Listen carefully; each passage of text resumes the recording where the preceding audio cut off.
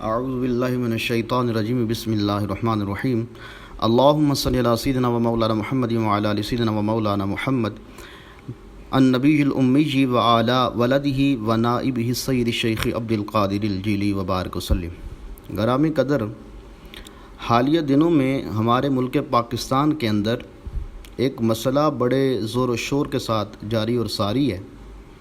اس پر علماء کرام نے اپنی اپنی آراء سے سب کو آگاہ کیا ہے، اور جمہور اہل سنت و جماعت کا یہ موقف ہے کہ باغ فتح کے معاملہ میں جب سیدہ فاطمہ زہرا رضی اللہ تعالیٰ عنہا جو ہے وہ مطالبہ کر رہی تھیں تو ڈاکٹر جلالی صاحب کا یہ کہنا وہ خطا پر تھیں کہ مسئلہ باغ فدق میں یہ روافض تم دلیل نہ بناؤ کہ معصوم تھی تو مانگنا ہی حق کی دلیل ہے۔ پتہ نہیں خطا کا امکان تھا اور خطا پر تھیں، جب مانگ رہی تھیں خطا پر تھیں۔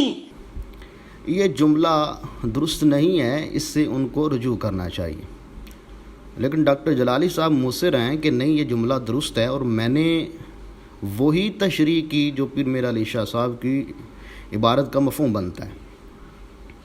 اور پھر اس معاملہ میں جب حضور مفتی اعظم پاکستان مفتی محمد اشرف القادری دامت برکاتہم العالیہ نے اپنی رائے کا اظہار کیا تو اپنی رائے کا اظہار کر دیا۔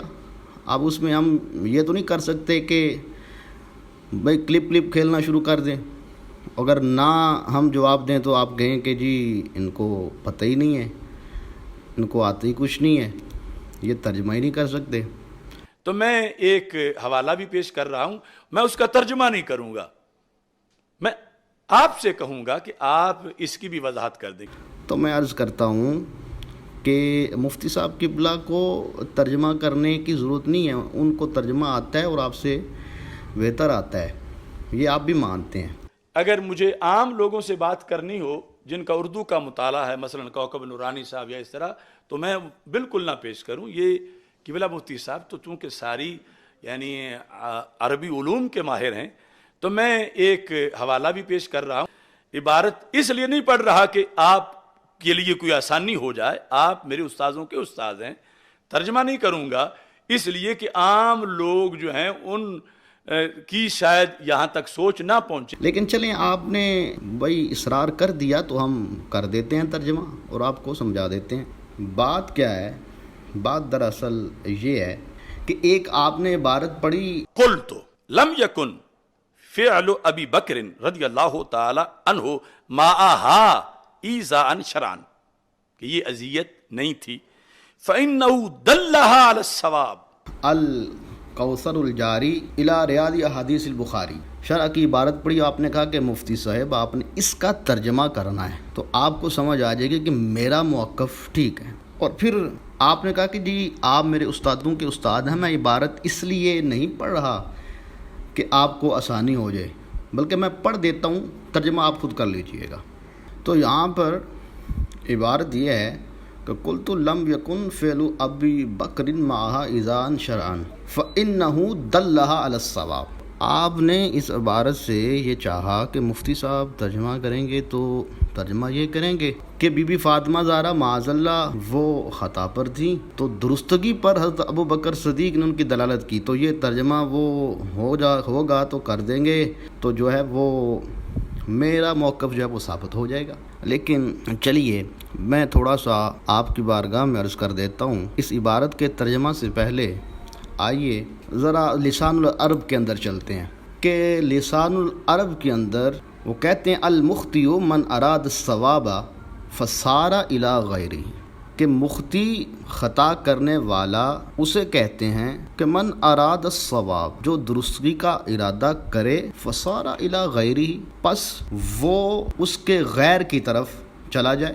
یہ ہے مخطی کی تعریف۔ اب اس عبارت کا ترجمہ سمجھنے سے پہلے آپ انصاف کیجئے گا کہ بی بی فاطمہ زہرا کا موقف کیا تھا، تو اسی حدیث کی شرح میں آپ پڑھا ہوگا لازمی آپ نے۔ وہ کیا تھا کہ جو مال فے ہے یہ نص قرآن سے رسول اللہ صلی اللہ تعالیٰ علیہ وسلم کے لیے خاص تھا، تو اسی مسئلہ کو سیدہ بی بی فاطمہ زہرا رضی اللہ تعالیٰ عنہ جانتی تھی، تو وہ اپنی اسی رائے کو لے کر جو ان کے پاس قرآن پاک کے ذریعے سے ان کو معلوم تھی کہ یہ نص قرآنی کے تحت رسول اللہ صلی اللہ تعالیٰ علیہ وسلم کے ساتھ خاص ہے، تو میں حضرت ابوبکر صدیق رضی اللہ تعالیٰ عنہ کی بارگاہ میں جو ہے وہ تشریف لے جا کر ان سے اس کا مطالبہ کرتی ہوں۔ تو وہ ایک رائے تھی، ان کی ایک رائے تھی۔ اب جب انہوں نے مطالبہ کیا تو آگے سے سیدنا ابوبکر صدیق رضی اللہ تعالیٰ عنہ نے حدیث پاک سنا دی۔ تو جب حدیث پاک سنی تو انہوں نے پھر اس کے بعد اس مسئلہ پر خاموشی اختیار کی اور واپس تشریف لے آئیں۔ بھائی بات تو ختم ہے۔ اب مختی یا خطا پر ہونا ان کا تب ہوتا جب ایک ان کی رائے تھی من اراد الثواب، اور ثواب اس مسئلے میں آپ بھی جانتے ہیں کیا ہے۔ ثواب تو یہی ہے کہ حضرت ابوبکر صدیق رضی اللہ تعالیٰ عنہ نے صحیح فیصلہ کیا۔ تو ایک رائے بی بی سیدہ فاطمہ زہرا رضی اللہ تعالیٰ عنہ کی تھی اور ایک رائے سیدنا ابوبکر صدیق کی تھی، وہ اپنی رائے پر تھی، یہ اپنی رائے پر تھی۔ لیکن جب وہ رائے جو صواب رائے تھی، اس رائے سے بہتر رائے تھی، وہ رائے جب سامنے آئی تو بی بی فاطمہ زہرا اس کے غیر کی طرف نہیں گئیں۔ مختی تب ہوتی جب اس کے غیر کی طرف جاتی، من اراد الثواب فسار الی غیرہ، تب وہ مختی ہوتی۔ وہ تو جو ثواب ہے اس کے غیر کی طرف گئی ہی نہیں، تو آپ ان کو کس طرح مختی بنا رہے ہیں؟ ڈاکٹر صاحب ہوا یہی ہے، آپ نے جب یہ کہا کہ وہ خطا پر تھیں تب تو یہ معاملہ بھی نہیں تھا، یہ تو بعد میں شروع ہوا۔ تو آپ نے کہا کہ جی وہ خطا اجتہادی تھی، تو خطا اجتہادی آپ مطلقاً آپ بھی نہیں، جو خطا مطلقاً ہے وہ آپ بھی نہیں مانتے، خطا اجتہادی مانتے۔ تو جو مجتہد مختی ہوتا ہے وہ تو تب ہی مختی ہوگا جب وہ ثواب کا ارادہ کرے، لیکن ثواب کے ارادے کے ساتھ غیر کی طرف چلا جائے۔ لیکن جو ثواب ہے، جب ثواب کوئی اس نے مان لیا تو اب مختی کہے گا وہ۔ اور اس سے پہلے اگر آپ کہیں کہ جی اس سے پہلے تو معاذ اللہ مختی ہی تھیں، خطا پر ہی تھیں، تو بھائی ایک رائے ان کے پاس تھی، وہ نص قرآنی تھی، تو جس کے پاس نص قرآنی ہو وہ خطا پر ہو۔ اب ترجمہ اس کا یہ بنے گا، چلیں کہتے ہیں ٹرانسلیٹ کر دیں، تو ٹرانسلیٹ میں انگلش میں بھی کر دیتا ہوں۔ وہ کیا ہے کہ اس میں یہ ہے سب سے زیادہ کہ آپ دیکھیں فَإِنَّهُ دَلَّهَا عَلَى الصَّوَابِ، کہ ہے کہ ان کا as it indicated it to the right thing، جو اس رائے سے جو بی بی فاطمہ زہرا کی نص قرآنی سے رائے تھی، اس کے ساتھ حدیث ملا کر جو اس سے بھی بہتر رائے تھی اس کی طرف ان کو اشارہ کر دیا اور کہہ دیا کہ یہ درست ہے۔ اور اس درستگی سے بی بی فاطمہ زہرا کا خطا پر ہونا ثابت آپ کریں گے، تو آپ کی اپنی رائے یا مرضی ہے، کیونکہ آپ نے اب کرنا ہی ہے تو آپ ثابت کریں گے۔ لیکن انصاف اور احتیاط اور جو سیدہ بی بی فاطمہ زہرا رضی اللہ تعالیٰ عنہ اور سیدنا ابوبکر صدیق رضی اللہ تعالیٰ عنہ کی شان ہے، ان کو مد نظر رکھتے ہوئے وہی صحیح ہوگا انشاءاللہ تعالیٰ جو ہم نے عرض کی ہے۔ چلیں اس میں مزید میں عرض کر سکتا ہوں لیکن بہت لمبا نہ ہو جائے، میں شارٹ آگے چلتا ہوں۔ قبلہ محترم، آپ نے وضاحت فرمانی ہے کہ اس موضوع پر ایک اور دلیل جو فریق مخالف کی طرف سے دی جاتی ہے وہ یہ ہے کہ اللہ تعالیٰ نے بموجب آیت تطہیر اہل بیت علیہم الرضوان کو پاک گردانا ہے، لہذا سیدۃ النساء رضی اللہ تعالیٰ عنہ فدق کا دعویٰ کرتے ہوئے کسی ناجائز امر کی مرتکب نہیں ہو سکتی۔ سید پاک کہتے ہیں اس دلیل کا تفصیلی جواب آگے چل کر آیت تطہیر کی فصل میں دیا جائے گا، یعنی یہ ہم نے قرض نہیں رہنے دینا۔ تو اتنا انتظار بھی نہیں کہ آگے اگلے دن 4 دن بعد جو لکھنی تھی آیت تطہیر والی فصل، تو یہاں کہتے ہیں کہ یہاں اتنا کہہ دینا کافی ہے کہ آیت تطہیر کا مطلب ہرگز یہ نہیں کہ یہ پاک گروہ معصوم ہیں اور ان سے کسی قسم کی بھی خطا کا سرزد ہونا ناممکن ہے، ایسا نہیں۔ کیا مطلب ہے؟ کہتے ہیں اس کا مطلب یہ ہے کہ اگر بمقتضائے بشریت ان سے کوئی خطا سرزد بھی ہو، کن سے؟ اہل بیت اطہار علیہم رضوان، بالخصوص سیدہ پاک رضی اللہ تعالی عنہ جن کا ذکر دلیل میں ہے، تو پھر کیا ہوگا؟ وہ عفو و تطہیر الہی میں داخل ہوگی۔ کہ دوسرا آپ کا مطالبہ یہ ہے کہ جی جو عبارت ہے سیدنا پیر میر علی شاہ صاحب رحمۃ اللہ علیہ کی، اس کی وضاحت کر۔ تو عبارت کیا ہے؟ عبارت یہ ہے اس موضوع پر ایک اور دلیل جو فریق مخالف کی طرف سے دی جاتی ہے وہ یہ ہے کہ اللہ تعالیٰ نے بموجب آیت تطہیر اہل بیت علیہم رضوان کو پاک گردانا ہے، لہٰذا سیدۃ النساء رضی اللہ عنہا فتح کا دعویٰ کرتے ہوئے کسی ناجائز امر کی مرتکب نہیں ہو سکتی۔ اس دلیل کا تفصیلی جواب آگے چل کر آیت تطہیر کی فصل میں دیا جائے گا۔ یہاں اتنا کہہ دینا کافی ہے کہ آیت تطہیر کا مطلب ہرگز یہ نہیں کہ یہ پاک گروہ معصوم ہیں اور ان سے کسی قسم کی بھی خطا کا سرزد ہونا ناممکن ہے۔ آپ نے یہ مسئلہ، یہ عبارت پڑھی اور اس سے یہ تشریح کر دی کہ پیر میر علی شیخ صاحب چونکہ ان کو جواب دے رہے ہیں تو اس لیے اس کا مفہوم اور وضاحت اور تشریح یہ بنتی ہے کہ بی بی فاطمہ زہرا خطا پر تھی معاذ اللہ۔ لیکن آپ سمجھے نہیں عبارت کو، یہ پورا جو ایک باب قائم کیا ہے وراثت نبوی اور باغ فدق کے معاملے میں جو سوالات کے جوابات ہیں ان کو دینے میں یہ آپ نے باب قائم کیا ہے۔ اور اگر یہ پیر میر علی شاہ صاحب کی عبارت کا مفہوم ہوتا کہ وہ خطا پر تھیں، اس لیے پیر میر علی شاہ صاحب کے آپ کا جو عبارت ہے ان کا آپ نے ترجمہ اور مفہوم یہ بیان کیا کہ وہ خطا پر تھیں، اگر یہی ہوتا تو اگلی عبارت پیر میر علی شاہ صاحب اس طرح کیوں فرماتے؟ بھائی کسی کو مسئلہ سمجھانا اور کسی پر مسئلے کو واضح کر دینا کسی ایک پر، کیا وہ خطا ہے؟ اور جب یہ مسئلہ پوری امت پر واضح کرنا ہو اور پوری امت پر واضح کر دیا جائے تو یہ بھی خطا ہوتی ہے۔ پیر میر علی شاہ صاحب کی عبارت تو پوری پڑھیں آپ، وہ تو اپنا عقیدہ جو اہل سنت کا عقیدہ ہے وہ تو وہی لکھ رہے ہیں، اس میں سے آگے آپ نے بنایا جو کچھ بنایا ہے۔ بھئی آگے جو ان کی عبارت ہے وہ بھی تو پڑھیں جہاں سے انہوں نے اس باب کو شروع کیا۔ تو کیا فرماتے ہیں کہ ایک مسئلہ بی بی فاطمہ زہرا پوری امت کو سمجھانے لگی ہیں۔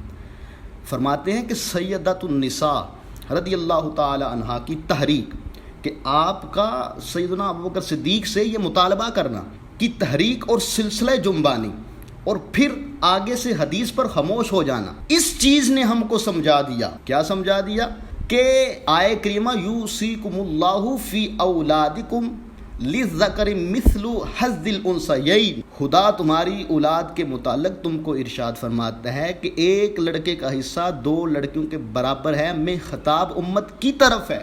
ارے بی بی فاطمہ زہرا رضی اللہ تعالی عنہا کی تحریک نے اور ان کی پھر سلسلہ جنبانی یعنی کہ حدیث پاک سن کر خاموشی نے یہ پوری امت کے لیے واضح کر دی ہے کہ یوصیکم میں جو کم کی ضمیر ہے یہ اس میں خطاب امت کو ہے۔ بی بی فاطمہ زہرا تو یہ مسئلہ سمجھا رہی ہیں اور آپ کہہ رہے ہیں وہ خطا پر تھیں، کہ پیر میر علی شاہ صاحب کی عبارت سے یہ ظاہر ہوتا ہے کہ وہ خطا پر تھیں۔ اور بھائی خطا پر تھیں یہ آپ نے سمجھا ہے اور آپ نے بنایا ہے، اور پیر میر علی شاہ صاحب نے صرف عبارت لکھی ہے جو ہمارا عقیدہ ہے اور اس میں شیعوں کا رد کیا ہے کہ تمہارا عقیدہ ہے کہ وہ معصوم ہے، ہمارا عقیدہ ہے کہ وہ معصوم نہیں ہے، بلکہ ان کا جانا کس مقصد کے لیے تھا؟ اس مقصد کے لیے تھا کہ وہ امت کو یہ مسئلہ سمجھا سکے، اور آپ نے ادھر سے خطا نکال۔ اور مجھے حیرانگی ہوتی ہے، آپ نے مفتی صاحب کی ایک عبارت پر پکڑ کی کہ مفتی صاحب فرما رہے ہیں،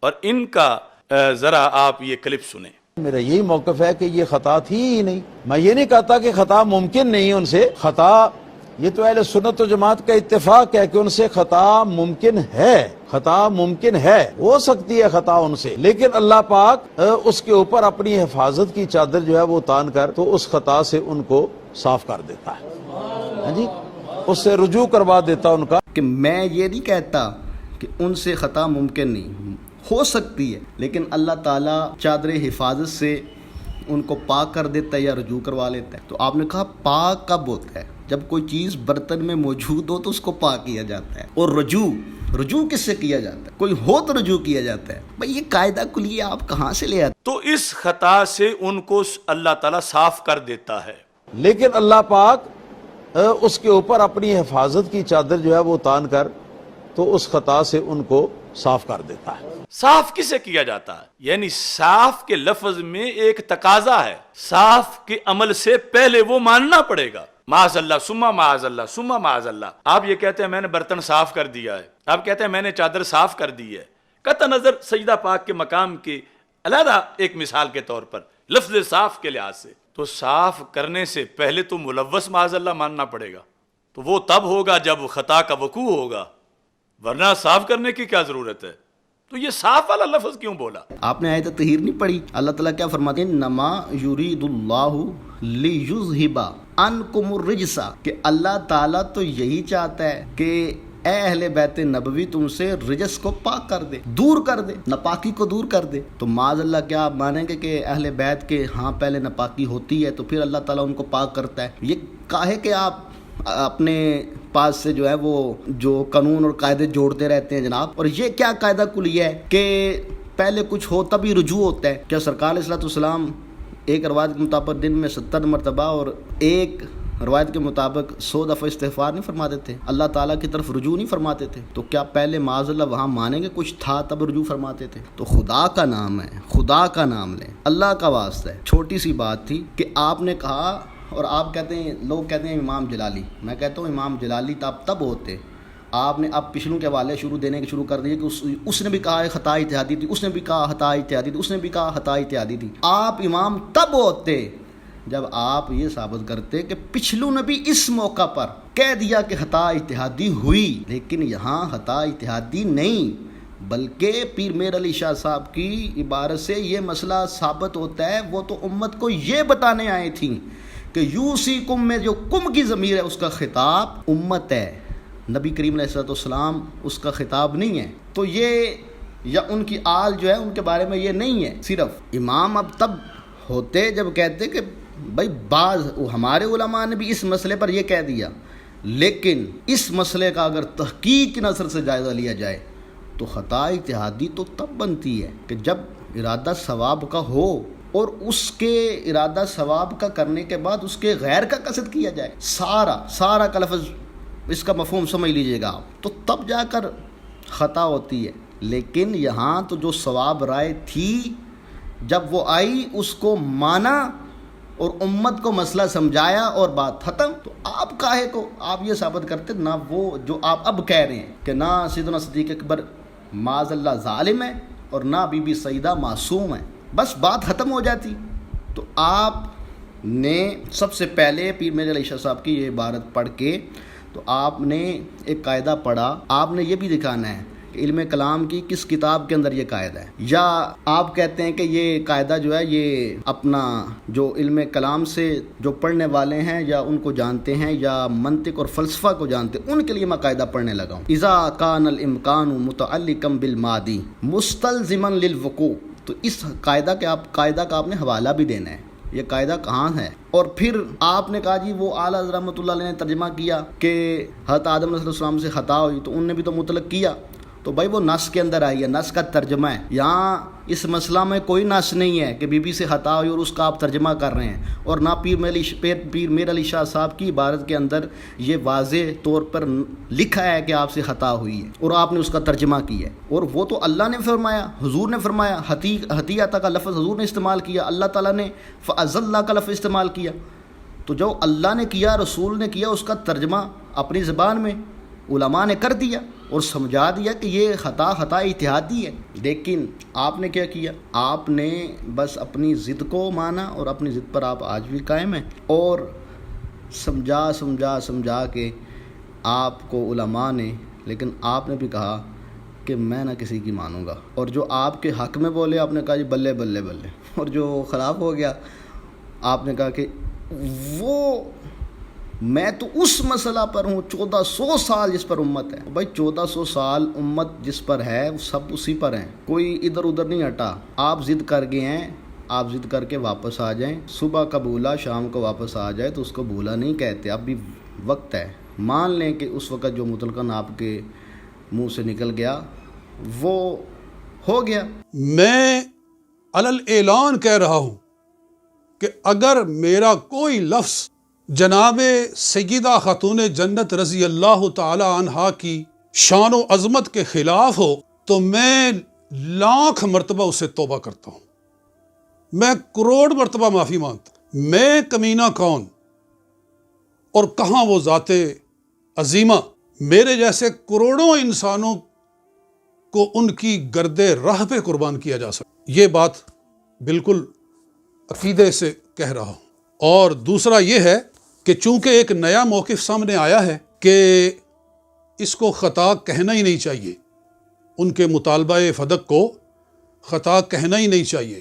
اس لیے میں ایک بڑی بات کہہ رہا ہوں، اگرچہ یہ کہنا آسان نہیں ہے، لیکن میں سیدہ خاتون جنت رضی اللہ تعالی عنہا کی شان و عظمت کو سامنے رکھتے ہوئے میں اس بڑے فیصلے پر تیار ہوا ہوں کہ انشاءاللہ العزیز جب نیا ایڈیشن آئے گا تفسیر کا تو اس عبارت کو حذف کر دیا جائے گا۔